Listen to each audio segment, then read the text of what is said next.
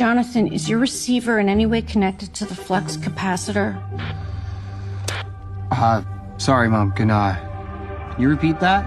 This is what makes time travel possible. Flux capacitor.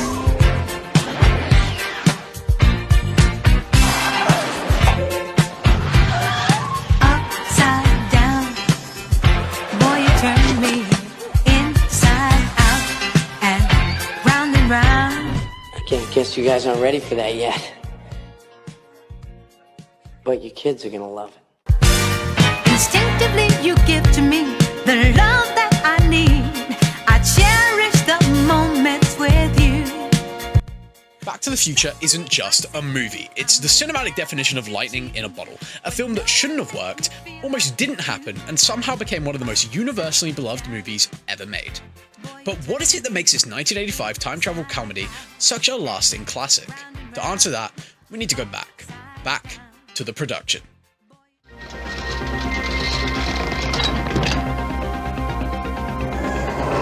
How far are you going? About 30 years.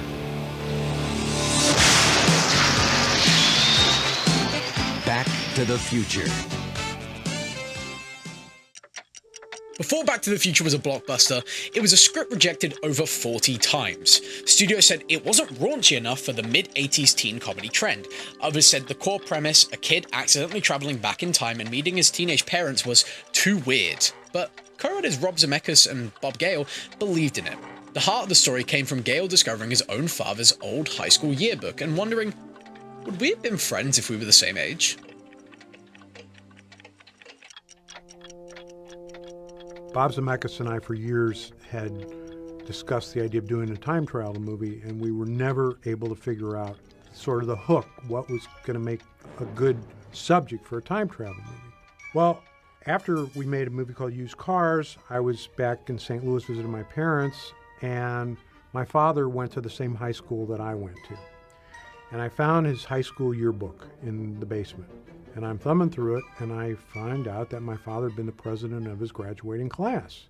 I didn't know this. And I'm looking at him and thinking about the president of my graduating class, who was a guy I'd have nothing to do with.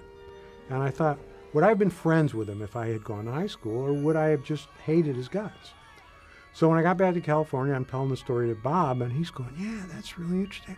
So we just got going with that, and that was the germ of the idea. This personal angle gave the film emotional weight that helped it stand out from typical sci-fi fare. Ironically, the script only got picked up after Zemeckis directed Romancing the Stone, proving he could deliver a hit. Fun fact, Michael J. Fox was not always Marty McFly. Universal originally cast Eric Stoltz, who filmed for weeks before the team realized the tone wasn't really working. Stoltz played the film dramatically, but the movie needed comedic timing, and Fox was perfect for that. But Fox was starring in Family Ties, so he did both at once. Daytime, Family Ties. Nighttime, Back to the Future. Sleep, literally none. It was brutal, but Fox delivered the spark the movie desperately needed. Charm, timing, and an instantly iconic screen presence. I guess they call you Cal. No, actually, people call me Marty. Obviously, the most important character is Marty McFly, and every young actor in Hollywood wanted to play him. And we did an exhaustive search and read a lot of people and just trying to find the right person. I was shooting Teen Wolf, and we were in Pasadena and we were shooting, and I got all the stuff on my face, all the wolf drag, rubber and hair, and I'm feeling miserable, and I can't eat. And to make matters worse, just down the road, there was a scouting crew there for another film, and we found out that it was for this new Spielberg-produced film called Back to the Future. Then I heard that Crispin Glover was in it, and I knew Crispin from other things, and I'd worked with him before, and I thought, man, Crispin Glover's in this Steven Spielberg movie, and I'm like Teen Wolf. All of us seized upon Michael Fox right from the beginning, but he wasn't available. He was doing a very successful television show at the time called Family Ties that had been created by Gary Goldberg. They wanted to offer me Back to the Future before I even did Teen Wolf, but they had spoken to Gary, and Gary couldn't release me from my contract, and Gary kind of had figured out that there was no way I could do both. So we begged and tried to see if we could cast Michael, and we couldn't. And then we started really looking for somebody who might embody many of the qualities that Michael had. But we were given a mandate that we had to make the movie by a certain date. And if we didn't make the movie by a certain date, they would cancel the movie. So being a young and a hungry filmmaker, and maybe having a bit of an inflated ego, I thought, well, I can make this work. So, you know, as you do when you're making a movie, you finally make a decision, and that first decision was to go with Eric Stoltz. We shot for 5 weeks with Eric. He was totally professional, but there was just something missing. He's a magnificent actor, but his comedy sensibilities were very different than what I had written with Bob. And he and I just never were able to make that work. And he showed me the first 5 weeks of footage cut together, and he just said, I don't think we're getting the laughs that I was hoping we would get. And I looked at Bob and I realized that he was absolutely correct, and I said, Bob, what do you want to do? So I had to make this horrific decision, which was very heartbreaking for everybody. But luckily, I was able to convince the studio to let me reshoot 5 weeks of work. So we went back to Gary Goldberg, and we were on our knees begging, we need Michael, we really need him. And Gary said, okay, look, I'll tell you what. I'm going to let Michael read the script. And if Michael wants to do it, with the understanding that Family Ties always comes first, and if you guys are willing to make that accommodation to us and shoot around our schedule, then I will let Michael read the script and we'll see what happens. So at Christmas time, I was called into Gary Goldberg's office, and Gary gave me an envelope, a manila envelope with the script in it. And he said, here's the script, take it home and read it. If you want to do it, you know, you have my blessing. I kind of went like this, put it down on his desk and said, I love it. It's the best thing I ever read. And that was it. And we literally set up this plan where we had a station wagon with a bed in the back. And Michael would finish his tapings on the TV show, then he'd get into the station wagon and he'd drive out to the set for night shooting. I'll probably work until about 4:35 in the morning, and then I'll sleep until about 6 o'clock. From the moment that I said that I would do it, it just kind of, I got caught up in this cyclone of activity and creativity of the highest level. Just really brilliant people, brilliant filmmakers, brilliant artisans. I mean, it was just so much stuff. And then at the same time, then there was the practical matter of shooting it, which was I'd work at Family Ties from 10 to about 5, and then go over to the set, and I'd get there probably about 6 and start shooting and work all night till about 4 or 5 in the morning, and then go back and literally get driven home and carried in the house and dropped in bed and woken up in the morning and put in the shower. And I mean, it was just crazy. Somehow, thanks to Michael Fox, we made it work, and he turned out to be the perfect Marty McFly. He's a reactive character. He was written that way. He reacts to everything. I mean, because he's a stranger in a strange land.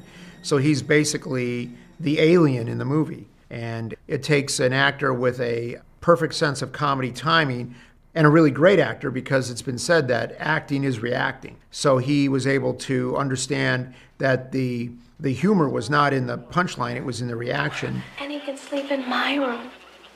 I gotta go. I gotta go. Thanks very much. It was wonderful. I never tried to tackle any of the physics of it, or the temporal logic, or the space-time continuum, or any of that stuff. But from Marty's point of view, I understood the story.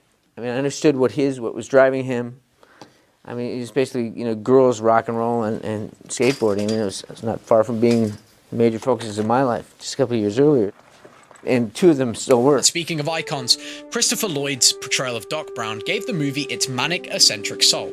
His improvisation, 1.21 gigawatts, and body language transformed a potentially goofy scientist into one of the most beloved characters in film history.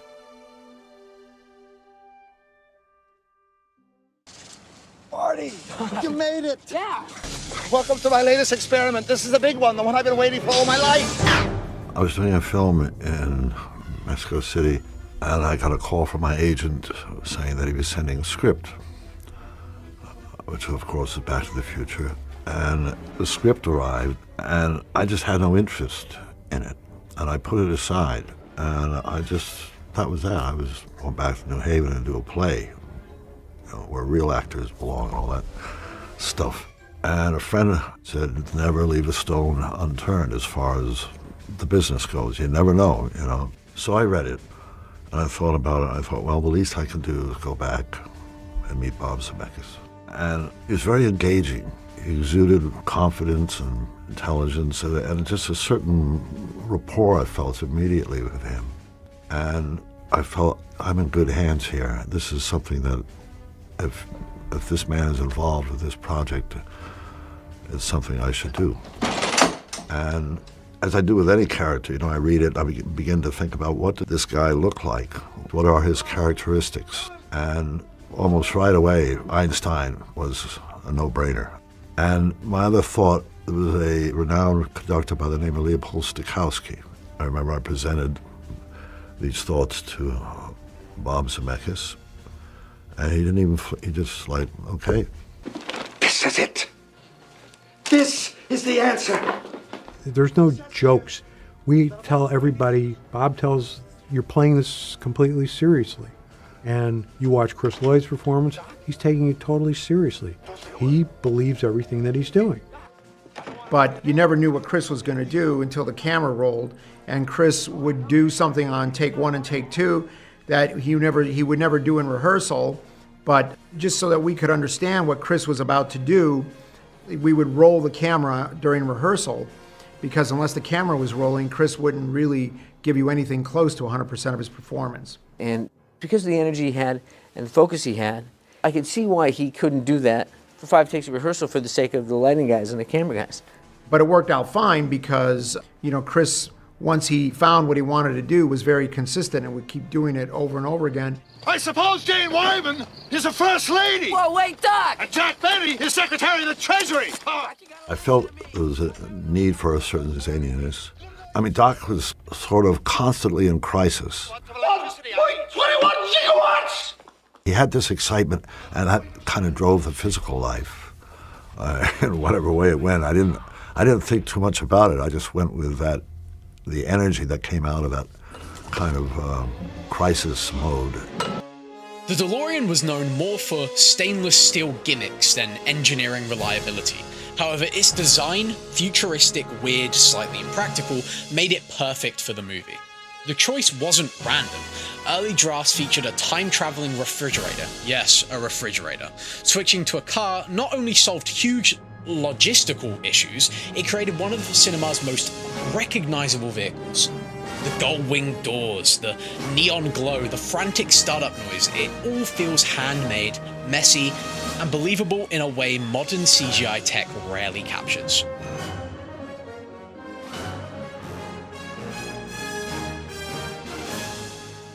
Are you telling me that you built a time machine out of a DeLorean? It was an important character in the movie. Obviously, it's the device that sends our hero on his adventure. So there wasn't like a lot of serious thought going into should the car have a grand entrance. It was just always assumed in my mind that it would. One of the things that pleased me was to see the car for the first time. I made sure that all of the details were brought out. We would cross-light the various functioning parts and so forth. It wasn't as if they just took a car and said, okay, inside this car somewhere is the time machine. It had been very thoughtfully designed. They took the trouble to make the car a sort of an offshoot of Doc Brown's character. In the early drafts, it was not, the time machine was a time chamber. It was not a DeLorean. In the draft I read, it was a refrigerator. And I didn't have a problem with it, but Zemeckis and Gale weren't satisfied with it. And they were doing their old pacing back and forth. Bob was behind the typewriter, and Zemeckis was pacing and trying to figure it out, and they couldn't figure it out, and I kind of got bored and left. And Bob said, you know what, wouldn't it make more sense for this to be mobile? Next thing I knew, a week later, they gave me some revised pages. And they had turned the time machine into a DeLorean. Looks like an airplane without wings. As far as designing the car, you know, we just wanted it to look like it was something that could actually look like a time machine, and also something that looked like it was built in someone's garage. And the third thing was it had to look kind of cool. That car, its lines are very clean. It's not a sculptural form. It's a very simple, almost boxy kind of shape. And I think that it made a good kind of a canvas to put all that crazy stuff on top of. We received 3 of them in October of 1984 and brought them to my shop. We had some lovely drawings from Ron Cobb, and Andy Probert was very, very big on it. And the drawings, they weren't made with the idea that here are these specific parts we want to put in these specific places. It was about the feel of the thing. So it was like a scavenger hunt to go to surplus stores, electronics shops, all these places where you can find used things, bring the used things to a workshop and start putting them on the car. And then our crew built it and made all the parts work and made sure everything made sense and was properly attached for all the rigors of the filmmaking that went with it. And Bill Klinger I hired to do all the electronics. We had a team of about 3 or 4 guys that had nothing but putting in all the electronics. We started with 3 DeLoreans for the very reason one was going to be our hero car. It was going to have a full complement of all the electronics, all the design elements, all those pieces that told parts of the story. The second car was going to be used exclusively for driving shots and stunt work. And don't worry, we'll never see it up close. Action! Then, in addition, we had the C car, what we call A, B, and C car. The C car we used for the process work. And we just literally kept sawing it in half like a sausage as the camera moved forward to right over Michael's shoulder when the scarecrow in the field comes up on the windshield. It wasn't outside, it was actually done on a stage.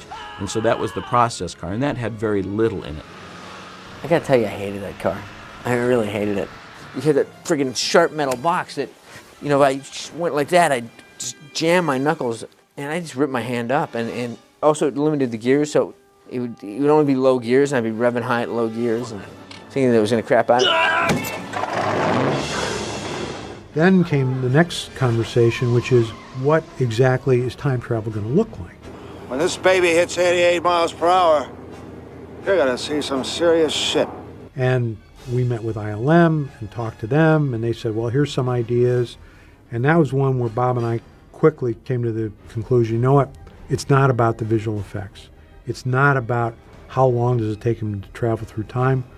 He's traveling through time, it should be instantaneous. So there is no time travel sequence as you see in other time travel movies. It's like that. But one of the various ideas that ILM came up with was a fire thing, and we worked with Kevin on that.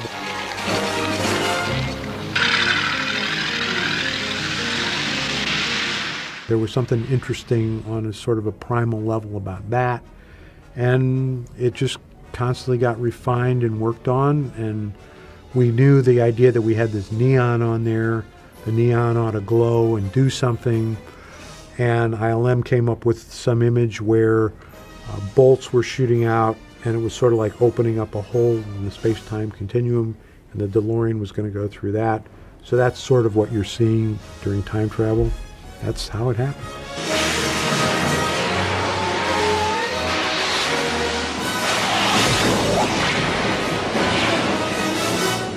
The film shoot was famously difficult. Recasting Stoltz meant refilming many scenes. Michael J. Fox's schedule was a constant puzzle, effects were groundbreaking but slow, requiring innovation. The climactic clock tower sequence took months, built piece by piece with miniatures, practical effects, and wire work. Every delay threatened the film's budget and timeline, but those struggles unintentionally shaped the film's final tone.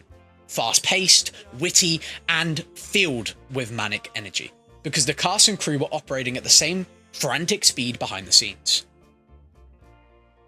So why does Back to the Future remain a timeless classic? There's not a single wasted moment. Every setup has a payoff. Every character arc loops beautifully. It's one of the tightest screenplays ever written. It's not really a sci-fi film, it's a story about family, destiny, identity, and understanding your parents as human beings. The time travel is the hook, but the heart is where it resonates. Fox and Lloyd are the emotional engine of the movie.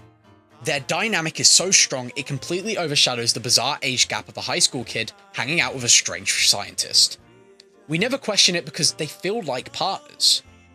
The film is filled with handcrafted effects, physical comedy, and real stunts. Even today, it feels grounded and tangible. The film defined time travel rules in pop culture. It gave us lines, scenes, visuals, and even sounds that became instant shorthand for sci-fi adventure. By the time the credits rolled on July 3rd, 1985, Back to the Future wasn't just a success, it was a phenomenon. It became the highest grossing film of the year and ignited a franchise that fans still celebrate 4 decades later. And what's even more interesting is what came next, because the film's ending, Marty and Jennifer hopping into a flying DeLorean as Doc shouts, "Where we're going, we don't need roads," was never meant to set up a sequel. It was a joke, a punchline, yet audiences wanted more. And suddenly the filmmakers were faced with a seemingly impossible challenge. How do you follow up one of the tightest, most self-contained movies ever made? That question would lead to one of the most ambitious sequel productions in Hollywood history. A movie that didn't just go back in time, but forward, sideways, and in circles. Join me in the next video as we dive into the wild production of Back to the Future Part 2, one of my favourite movies of all time. The film that reinvented the franchise and nearly broke everyone involved. Do you remember the future?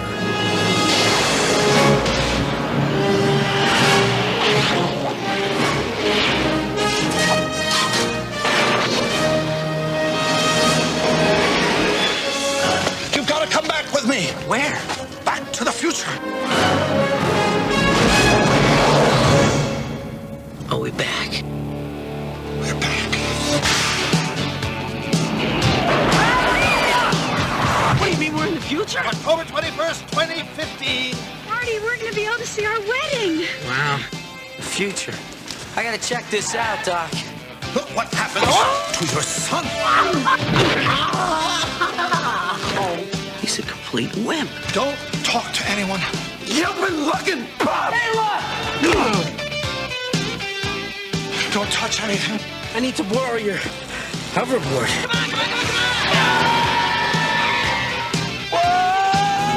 And try not to look at anything. I didn't invent the time machine to win at gambling. I can't lose. I invented the time machine to travel through time. Hey, Doc, I'm all for that. What's wrong with making a few bucks on the side? Now, the time continuum has been disrupted, creating an alternate 1985. There have been a few changes. It's like we're in hell or something. No, it's Hill Valley, although I can't imagine hell being much worse. But they'll all be back. Eat less slackers! Biff? Hello? Hello, anybody home? Well, that can't be you.